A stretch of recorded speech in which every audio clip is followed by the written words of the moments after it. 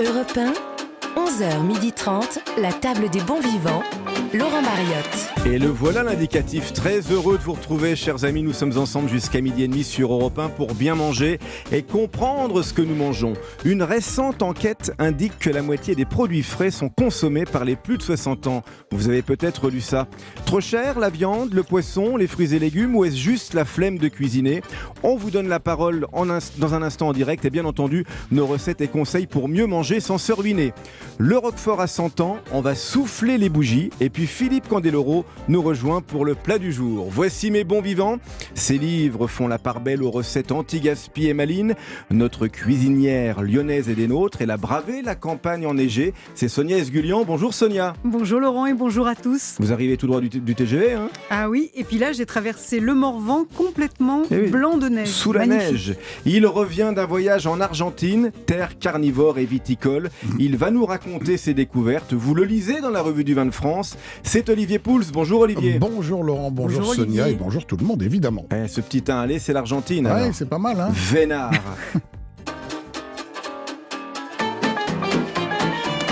Le rituel, vous le connaissez, chers auditeurs, hein ? Votre goût de la semaine, posez-vous la question. Là, vous êtes peut-être en voiture, en train de revenir du marché ou en y allant. C'est encore l'heure d'y aller, 11h04. Peut-être que vous revenez du sport, comme Olivier Pouls qui a fait sa levée de fonte ce matin. Donc, cocotte voilà. en fonte.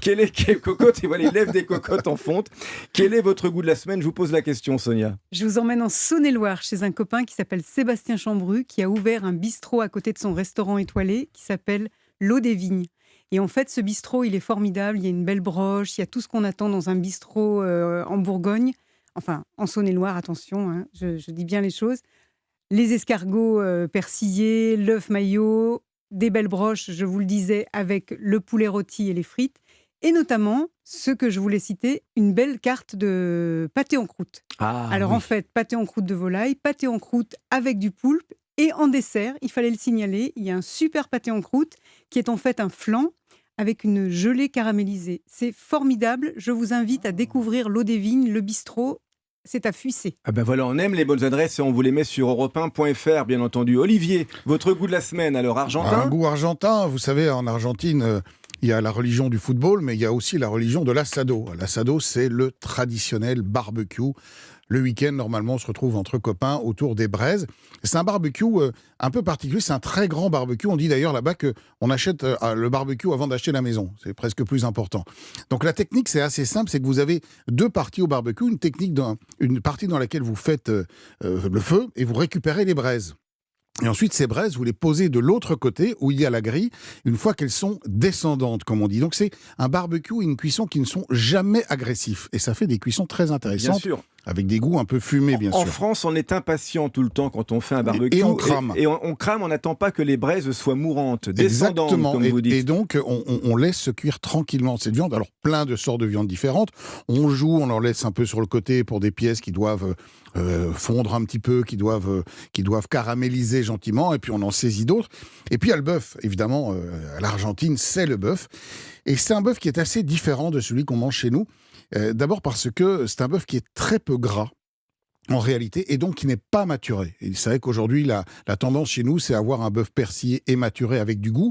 Donc c'est un bœuf qui est très tendre, mais il faut bien reconnaître qu'il n'a pas tellement de goût. Et donc qu'est-ce qu'on fait ? On rajoute la fameuse sauce chimichurri, entre autres. Ça relève, voilà. ça, on adore. Exactement, avec de l'ail, du piment, plein d'herbes, le tout monté à l'huile d'olive. Et franchement, quand vous faites un assado en Argentine, dans la région de Mendoza, avec en point de vue derrière la Cordillère des Andes et les sommets enneigés, c'est pas mal. Ouais, on ne peut pas rivaliser. Et une petite musique, tiens, pour accompagner, par exemple. Vous voulez danser le tambour, peut-être ? Ça, c'est beau. Exactement. Madonna. Oui, Eva Perón, dont la tombe se trouve dans un extraordinaire cimetière qui est situé à Buenos Aires. Oui, j'ai vu sur votre compte Instagram que vous avez relaté. Une question, tiens, sur la viande. Est-ce qu'il la taille de la même façon que nous ? Non, il y a une découpe argentine avec des morceaux qu'on ne connaît pas, nous, par exemple. Et donc, c'est très intéressant de voir que il y a des morceaux dont on n'a pas forcément entendu parler. L'aiguillette baronne, par exemple, qui était un morceau qui était à l'arrière de l'animal et que font cuire longtemps. Ils la font un peu peu confire. Il y a pas mal de collagène, un peu de gras, ça donne une viande très moelleuse. Ça donne C'est envie. vraiment délicieux. Allez, un petit Et vous, tour. Laurent, vous nous faites rêver avec quoi alors L'asperge blanche du Blayais. Les premières C'est asperges moins loin, mais c'est bon viennent- quand même, C'est hein. moins loin.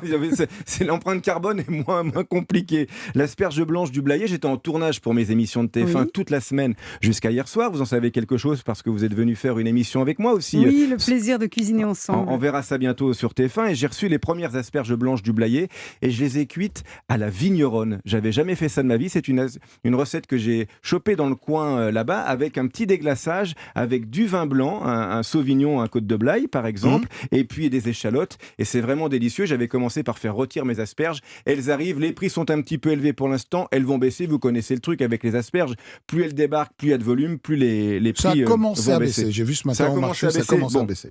Eh bien tant mieux. Cette année Europe 1 fête ses 70 ans, vous le savez, grâce à une collection de podcasts inédits. Redécouvrez tout ce qui a fait Europe 1. Alors les jeux mythiques, Europe Stop, et puis des jeux un peu plus oubliés, comme le jeu des 5 sens. Je ne sais pas si vous vous souvenez, les candidats avaient les yeux bandés, puis ils devaient deviner par exemple ce qu'on leur faisait goûter. Un petit extrait, tiens. Ouvrez la bouche, monsieur. Voilà. Fermez. Mangez. Qu'est-ce que c'est, monsieur? Voulez-vous me dire ce que c'est? Une orange peut-être. Une orange? Non, monsieur, ce n'est pas une orange. Des ananas. C'est pas des ananas non plus. Goûtez encore une fois, monsieur. Une bonne giclette, ça va vous faire du bien là. Une bonne Ah, il giclette. rigole pas, le gars il se fait engueuler. Les 70 ans d'Europe 1, c'est à écouter quand vous voulez sur le site et l'application Europe 1, bien entendu. L'industrie agroalimentaire rivalise d'imagination pour nous détourner de l'acte de cuisiner.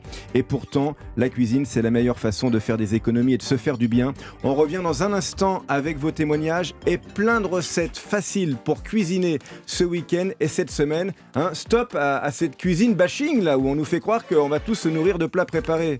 Hein? On va se aller en détend cuisine. et surtout, on arrête les dictates et les injonctions. On va s'éclater en cuisine. Absolument, et du facile et du rapide. A tout de suite sur Europe 1. 11h30 sur Europe 1, la table des bons vivants.